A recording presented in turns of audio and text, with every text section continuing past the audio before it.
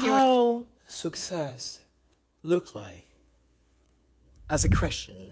A lot of people look at success in, the worldly perspective, which is always circling around money or your career.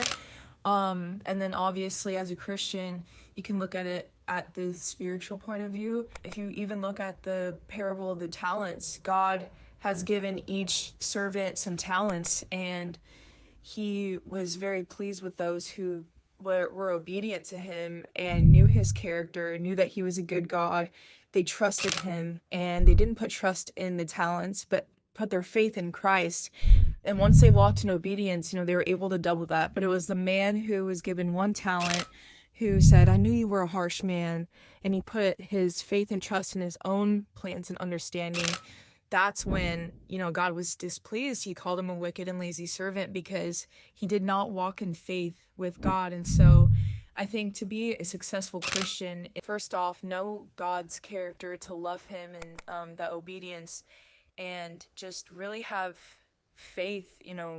You're walking blindly on this earth. You really have no idea what's to come. So just, God is all knowing. He has a really good plan for you, and loving the Lord will always bring success. Look at, what is the purpose of this earth? And the purpose is to know the Lord and to love the Lord. So what does success look like? And how do we live our life as success? What does that mean in our walk, in our talk, in our goals and our trajectory for life? What does it mean to have success?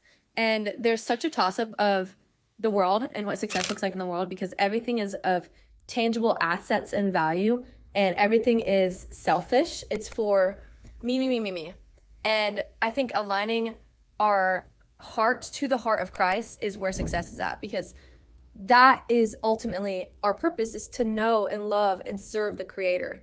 And all of that wraps into the whole of loving him. And so what does loving him look like?